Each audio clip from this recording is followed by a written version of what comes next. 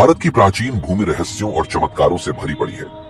जहां हर कण में देवताओं का वास है, वहीं हर मंदिर कोई न कोई गूढ़ कथा अपने गर्भ में समेटे हुए है। ऐसा ही एक मंदिर है झारखंड के देवघर में स्थित वैद्यनाथ धाम, जिसे बाबा वैद्यनाथ के नाम से जाना जाता है।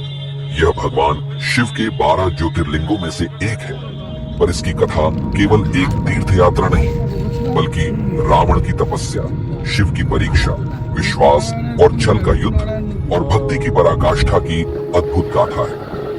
रावण का अनोखा संकल्प। लंका का असुर सम्राट रावण केवल एक शक्तिशाली योद्धा ही नहीं, बल्कि भगवान शिव का परम भक्त भी था।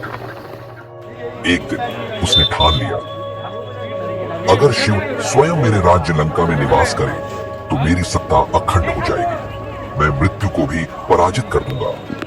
रावण ने हिमालय की ओर प्रस्थान किया। वहां बर्फ से ढके कैलाश पर्वत पर उसने घोर तप आरंभ किया। उसने अपने 9 सिरों को एक एक कर काटकर शिव को अर्पित कर दिया। जैसे ही वह 10वां सिर चढ़ाने को तैयार हुआ, शिव प्रकट हुए, आंखों से अग्नि बरसाते, जटाओं से गंगा बहाते।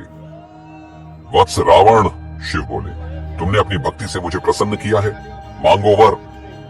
रावण बोला, हे महादेव, मुझे आप स्वयं चाहिए, मेरे लंका में निवास कीजिए। शिव मुस्कुराए, पर भीतर आशंकित भी थे। उन्होंने एक शर्त रखी, मैं तुम्हें एक शिवलिंग रूप में दूंगा, लेकिन ध्यान रहे, इसे मार्ग में कहीं रखना नहीं, वरना मैं वहीं स्थिर हो जाऊंगा। रावण ने वचन दिया। शिवलिंग लेकर वह लंका की ओर चला। देवताओं के लिए यह संकट था। यदि शिव लंका में बस गए तो रावण को कोई नहीं रोक सकता। तब सभी देवताओं ने भगवान विष्णु के पास जाकर विनती की। विष्णु बोले, समस्या बड़ी है, समाधान भी युक्ति से ही निकलेगा। विष्णु ने वरुण देव को बुलाया, रावण की प्यास बढ़ा दो, मूत्र त्याग के लिए विवश कर दो। रावण जब झारखंड के निकट पहुंचा, उसे अत्यधिक प्यास और मूत्र की आवश्यकता महसूस हुई। संयोग से एक ग्वाले, जो वास्तव में विष्णु के रूप में था, वहां मिला।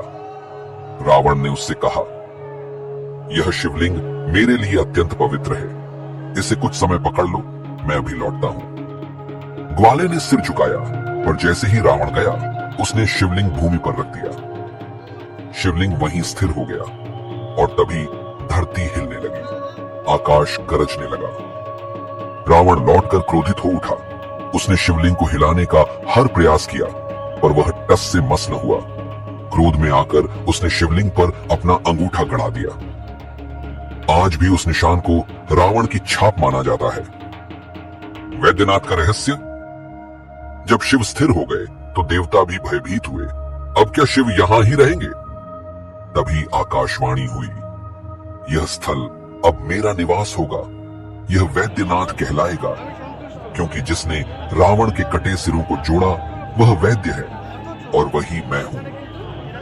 यह नाम ही नहीं, बल्कि शिव के उस रूप की पहचान है जो चिकित्सक है, जो जीवन दाता है। ऐसा माना जाता है कि जो सच्चे हृदय से इस मंदिर में प्रार्थना करता है, उसकी हर व्याधि का इलाज संभव है, चाहे वह शारीरिक हो या आत्मिक। मंदिर का चमत्कारी इतिहास। इस शिवलिंग को लेकर कई किंवदंतियां प्रचलित हैं।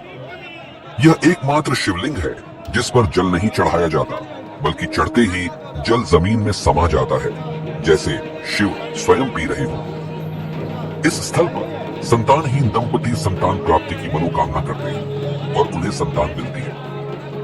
यहाँ श्रावण मास में लाखों कांवड़िए गंगा जल लाकर शिव को अर्पित करते हैं, जिससे ऊर्जा का एक विराट प्रवाह उत्पन्न होता है।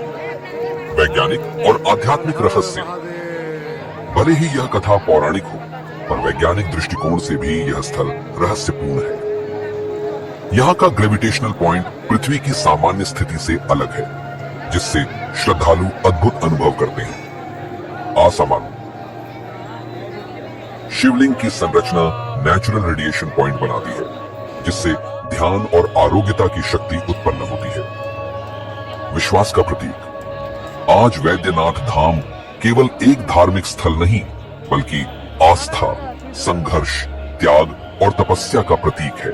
रावण की भक्ति, शिव की लीला और देवताओं की युक्ति सब मिलकर एक ऐसी गाथा रचते हैं जो आज भी हर भक्त को भाव विभोर कर देती है। जब आप देवघर में बाबा बैद्यनाथ के दर्शन को जाइए तो केवल एक प्राचीन मंदिर मत देखिए, वहां रावण की आंखों की व्याकुलता, शिव की मुस्कान और आकाश गंगा की गति देखिए, क्योंकि वहां इतिहास नहीं, जीवन बोलता है। ऐसे ही सारे ज्योतिर्लिंग के रहस्य जानने के लिए चैनल को सब्सक्राइब करें।